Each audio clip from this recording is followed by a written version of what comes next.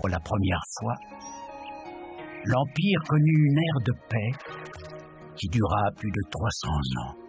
Déserté et laissé à l'abandon, les sinistres châteaux qu'il avait bâtis tombèrent peu à peu en ruine et les habitants des campagnes cessèrent de vivre dans la peur. Les années passèrent. Les villageois reprirent progressivement une vie normale et sans souci. Et le secret de la puissante magie Kuji fut scellé dans d'anciens hôtels. Mais un jour, tout bascula. De terribles tempêtes éclatèrent à l'horizon, au-dessus des montagnes. Et des inondations et des séismes commencèrent à tourmenter les plaines. Du haut de la montagne où les ninjas vivaient et s'entraînaient, le maître ninja comprit que la situation était grave, très grave. Des rumeurs évoquaient de mystérieux samouraïs rôdant dans les forêts pour capturer les animaux. Dans quel dessein? Nul ne le savait. À l'insu de tous, le seigneur de guerre était revenu et avait entrepris de former une armée maléfique dans le but de régner sur le monde.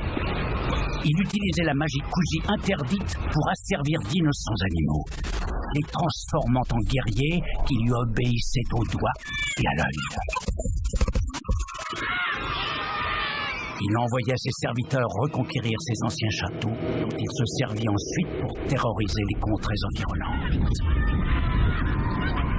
Mais son plan avait une faille. En utilisant la magie Kuji dans le but de faire le mal, il avait de nouveau perturbé l'équilibre de la nature, attirant la colère des dieux sous forme de tempêtes dévastatrices. Plus son armée grandissait, plus les éléments se déchaînaient. Si le maître ninja ne savait pas tout cela, il savait qu'éclaircir ce mystère était essentiel. Il avait fait le serment de protéger l'équilibre de la nature, et il était bien décidé à honorer cette promesse.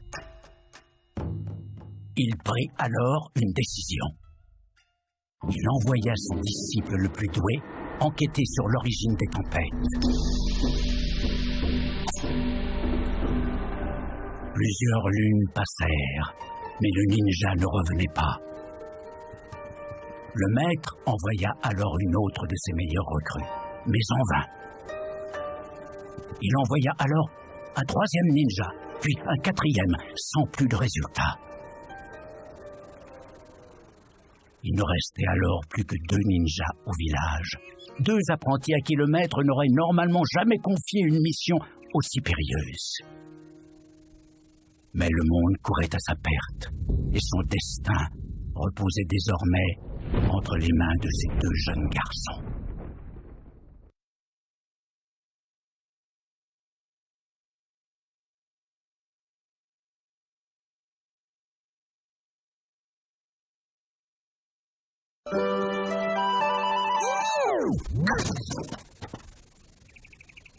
Hiro, je suis content de t'avoir trouvé.